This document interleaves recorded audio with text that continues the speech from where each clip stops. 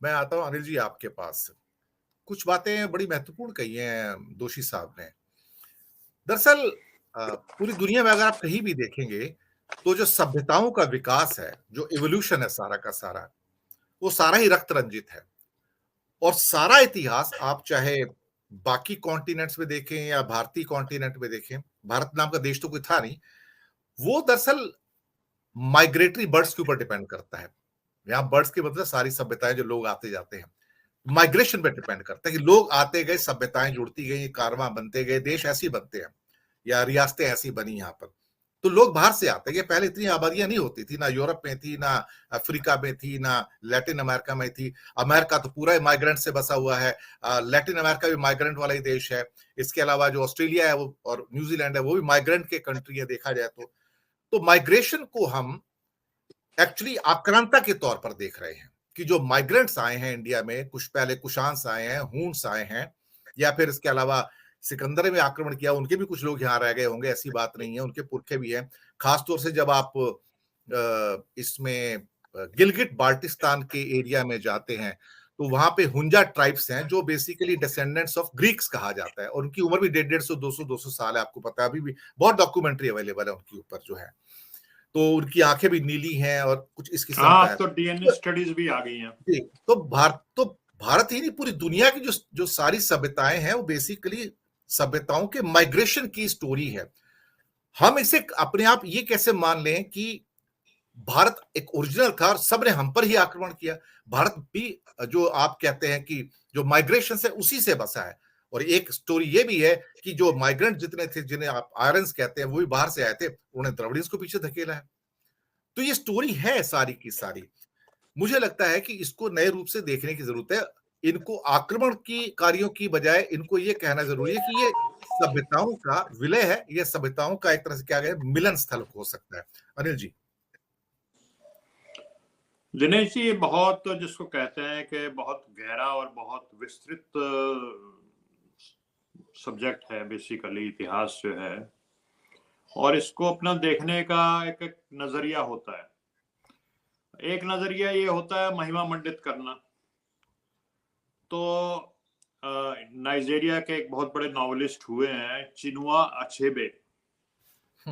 वो कहते हैं कि जब तक शेरों के अपने इतिहासकार नहीं होंगे, शिकार के इतिहास में हमेशा शिकारी को ही महिमा मंडित किया जाएगा। Hunters will be glorified till the Lions will not have their own historians. तो जिसके हाथ में कलम होती है, जिसके हाथ में ताकत होती है, इतिहास उसी के हिसाब से लिख दिया जाता है। बड़े बड़े राजा महाराजाओं के दरबार में वो होते थे, चारण होते थे, भांड होते थे। वो लिख देते थे कि राजा साहब ने 200 किलो का भाला उठा करके इतना दूर मारा कि 3 किलोमीटर दूर जाके पड़ा। तो अब वो उसको लोग आज भी सच मानते हैं कि नहीं भी था वो राजा, ऐसे वाकई में ऐसे था, जो मानने वाले मानते हैं। तो इस तरह से इतिहास लिखे जाते हैं।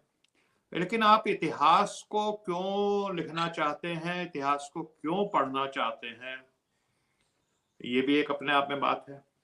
मेरा मानना ये है अपना कि इतिहास हमें इसलिए पढ़ना चाहिए और इसलिए लिखना चाहिए ताकि हम अपनी जो गलतियां हैं पुरानी, उनसे कुछ सबक सीखें और वो गलतियां जो हैं भविष्य में हम दोहराए नहीं।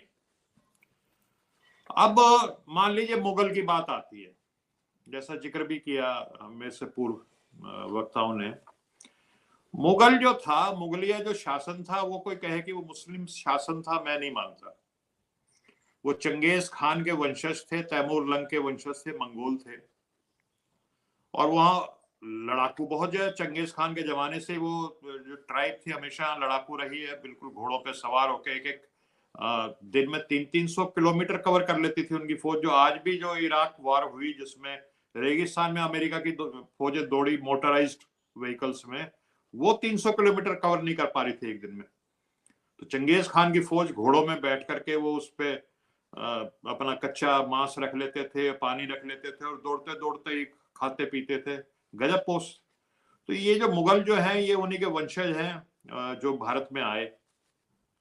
अब यहाँ आकर के कोई ये कहे इन्होंने मुस्लिम राज स्थापित किया, तो मैं उस चीज को नहीं मानता। वो मुसलमानों के हक में नहीं, उन्होंने यहाँ अलायंसेस की। तो यहाँ जो इलीट क्लास थी जो यहाँ जो उस समय राज करती थी, क्योंकि उस समय जातिवाद बहुत ज्यादा था। तो एलीट क्लास में ब्राह्मण, क्षत्रिय ये लोग आते थे। तो आप देखो उनके दरबार में, अकबर के दरबार में कोई टोडरमल है, कोई बीरबल है, कोई जय सिंह है। उनको उन्होंने अपना अलायंस से बनाया। जय सिंह साहब जो है वो जयपुर में बड़े बड़े किले बना रहे हैं, ठाठ बाट से जा रहे हैं। और जो मुस्लिम थे, जो कन्वर्टेड शूद्र मुस्लिम थे, जो कन्वर्ट हो गए, मुसलमान बन गए, जिनको आज हम पसमानदा मुस्लिम भी बोलते हैं, वो उनकी हालत बहुत खराब थी मुगलों के शासन में भी। तो उसको कोई कहे कि मुस्लिम शासन था, वो गलत है। कोई कोई ऐसा बादशाह हुआ उस काल में, शेरशाह सूरी टाइप का, जिसको भारत देश से प्रेम था, जिसने सिंधु नदी से लेकर के बंगाल का जो सोनार गांव था वहां तक जीटी रोड बनाई। जीटी रोड शेरशाह सूरी की बनाई हुई है। पूरा पोस्टल सिस्टम बनवाया उसने, लोगों के डाक इधर से उधर जाए, लोगों को भारत ठहरने की के सारी लिए। जो एडमिनिस्ट्रेशन की व्यवस्था है वो शेरशाह सूरी की ही है, ए टू जेड। इवन हाँ, भारत जो रुपया है, जिसको हम हाँ, रुपया कहते हैं, रुपया, करेंसी, वो भी बिल्कुल आप शेरशाह ठीक कह सूरी रहे हैं। का है। जी। हाँ, उनको ना मुगलों ने बदला ना अंग्रेजों ने बदला। बाद में रुपया आज तक चल रहा है। लैंड रिफॉर्म्स जो उनके थे, तो बहुत छोटा अल्पकालीन उसका वो शासन रहा। लेकिन आप शेरशाह सूरी का मैं एडमायरर हूँ, क्योंकि वो इस देश के लिए जीता था। और जो देश के जो थे गरीब लोग, उनके लिए स्कूल बनवाता था, अस्पताल बनवाता था, पानी पीने की प्याऊ बनवाता था। तो जो असली चीज देखने की है वो ये है कि अगर आप ये मुगलों के खिलाफ हैं, तो आप ये सोचिए कि ये एक चीज देश और बार ऐड बार कर गुलाम। देता हूँ, एक चीज और ऐड जी, करता हूँ। जब उसने सड़कें बनाई थी, तो सड़कों के साथ में उसने इंडिया में पहली ट्रेस। बार डिस्टेंस नापने के लिए कोस मीनार नाम की बिल्डिंग्स भी बनाई थी, जो सड़कों हाँ, किनारे हाँ, होती हाँ, थी, हाँ, हाँ, जहां पे बिल्कुल, आप आप। बिल्कुल बिल्कुल। डाक और चौकी ये बोलते थे उसको। अब जो डाक मील के चौकी भी पत्थर बनाई। बन गए हैं, कोस मीनार पहला कॉन्सेप्ट शेरशाह सूरी का ही था ये। बिल्कुल। और सड़कों के दोनों ओर उन्होंने पेड़ लगवाए। फिर आगरा जोधपुर की सड़क बनवाई, इस तरह की अपना लाहौर मुल्तान की सड़क बनवाई, बहुत सड़कें बनवाई उन्होंने, जो आज तक कायम है और उन्हीं पे चल रहे हैं लोग। और पेड़ लगवाना उस जमाने में पर्यावरण के हिसाब से। तो मैं शेरशाह सूरी का बिल्कुल एडमायरर हूं। देखिए, इस देश में कोई राजा अपने भोग विलास का जीवन जीने के लिए जिया, तो उसने जिया होगा। मेरे मानने में वो है कि जो यहाँ के इस देश के गरीब, किसान, मजदूर, आम आदमी जो भारत का था, उसके लिए जिसने रिफॉर्म्स किए, चाहे वो हिंदू हो या मुस्लिम हो, वो अच्छा था। अब सवाल ये आता है कि भारत के जितना गुलामी का इतिहास है, मैं इतिहास पढ़ता हूँ, आप मुझसे ज्यादा पढ़ते हैं दिनेश जी, बताइए कौन सा ऐसा देश है जिसका इतना लंबा गुलामी का इतिहास रहा हो। जो 2000-5000 घोड़ों पे बैठ के आ गया, उसने फतेह कर ली। और अलबरूनी नाम का एक इतिहासकार जो यहाँ पे उस समय घूमने आया हुआ था भारत में, उसने लिखा है कि भाई भारत का अजीब देश है। भारत के राजा को बाहर से कोई बादशाह ने विजय कर लिया और उसके बाल पकड़ के दिल्ली के मेहरौली के गलियों में, बाजारों में घसीटता ले जा रहा है। और जो वहां का दुकानदार है मेहरौली का, दिल्ली का, वो अपनी दुकान पे सामान तोल रहा है, वो उस पर ध्यान भी नहीं दे रहा। क्योंकि जो यहाँ पे जातिवादी सिस्टम रहा है, उसमें चंद जातियां ही राजा बन सकती थी, ज्यादातर राजाओं को मतलब उसके थे ही नहीं। अपना गोस्वामी तुलसीदास जी लिखते हैं रामायण में, मंथरा का जिक्र करते हुए, जिसने सारा वो गड़बड़ की। वो मंथरा कह रही है भाई कोई नृप बने हमें कहानी, राजा तो कोई भी बन जाए, हमें क्या फर्क पड़ता है। चेरी रहे चेरी, बने रानी। अब वो शूद्र जाति की रही होगी, वो तो रानी बन नहीं सकती, वो तो क्षत्रिय बनेगा, कोई राजा तो बनेगा। तो उसने कहा हमें क्या, कोई बन जाओ। तो ये जो इतिहास हमें सबक सीखने चाहिए, ताकि हमें अपने देश में क्या दरारें हैं, क्या कमजोरियां हैं हमारे देश की, उन कमजोरियों को, उन दरारों को हमने कैसे पाटना है, ताकि आगे चल करके। अब पिछले 2000 साल का आप इतिहास देखेंगे, 75 साल से हम आजाद हैं। और इस आजादी में ये अगर आप देश की उम्र के हिसाब से देखें तो बहुत छोटा सा पीरियड, अभी हम जैसे कल ही आजाद हुए हैं, देश की उम्र के लिहाज से देखें हम। अब हमें देखना यह है कि हम इतिहास ऐसा लिखें जिससे सच्चाई सामने आए।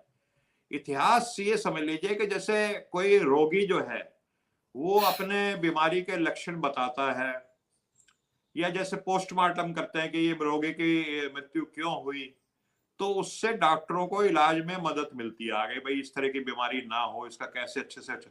अगर आप रोगी कोई होगा अपनी बीमारी को छुपाएगा, उसके लक्षण छुपाएगा, कहेगा नहीं ये बात नहीं है, तो फिर तो मरेगा।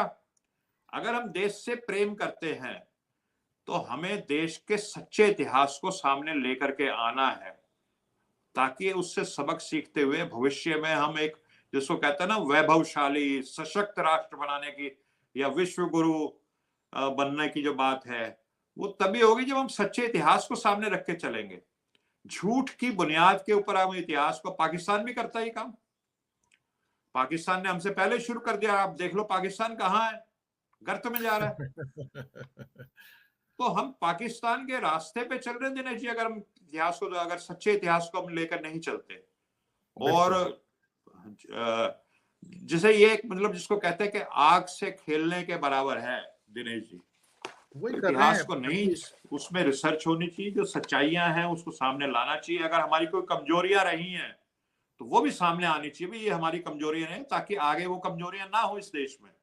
और देखिए ना, पिछले 2000 साल में पहली बार ऐसा हो रहा है 70-75 साल से कि देश में एक ऐसा संविधान लागू हो गया कि हर आदमी, गरीब से गरीब, चाहे वो किसी छोटी से छोटी तथाकथित जाति का हो, उसको बराबर का हक है यहाँ पे अपना जो है सरकार हुकूमत बनाने में। बहुत बड़ा बदलाव हुआ है। तो हमें इस आग के साथ नहीं खेलना और सच्चे इतिहास को सामने लाना चाहिए दिनेश जी। जी बिल्कुल। अच्छा